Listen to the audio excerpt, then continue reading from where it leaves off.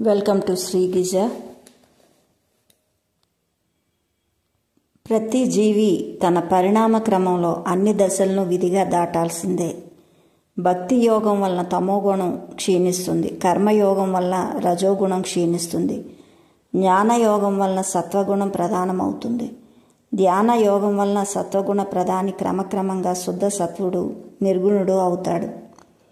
భక్తి యోగం ప్రాథమిక విద్యార్థులకు అంటే ఆత్మపరంగా శైశవ దశలోని మరి బాల్యావస్థలోని ఉన్నవారికి వర్తిస్తుంది. కర్మయోగం మాధ్యమిక విద్యార్థులకు అంటే ఆత్మపరంగా యువావస్థలో ఉన్నవారికి వర్తిస్తుంది. జ్ఞానయోగం తర్వాత ఆత్మపరంగా వృద్ధావస్థలో వచ్చేదే ధ్యానయోగం. చివరికి అధ్యాయమే ధ్యానయోగం. ధ్యానం వల్లనే జ్ఞానం, జ్ఞానం వల్లనే ముక్తి. భక్తి అనేది 2 దశల్లో వస్తుంది. ఒకటి జీవాత్మ యొక్క శైశవ దశలో, రెండోసారి జీవాత్మ యొక్క పరిణామ క్రమంలో అంతిమ దశగా.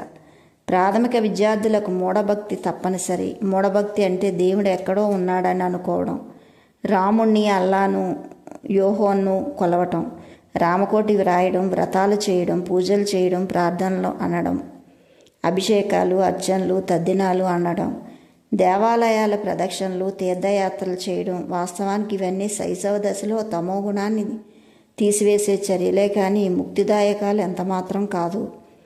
శైశవ దశలో ముక్తి అనేది అనవసరం. తమోగుణ ప్రధానులకు పైవన్నీ తప్పనిసరి. తమోగుణ ప్రధానులు అంటే బుద్ధి ఇంకా వికసించని వారు, బుద్ధిజీవులు అంటే ఆత్మపరంగా శైశవ దశ దాటినవారు. ఇంకా పై క్రియలు చేస్తూ ఉంటేనే వారికి భక్తి రోగులు అంటారే కానీ భక్తి యోగులు అనరు.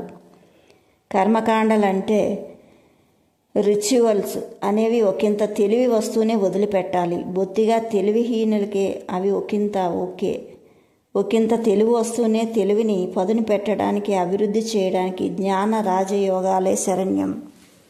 Okay masters, like, share, subscribe. Thank you.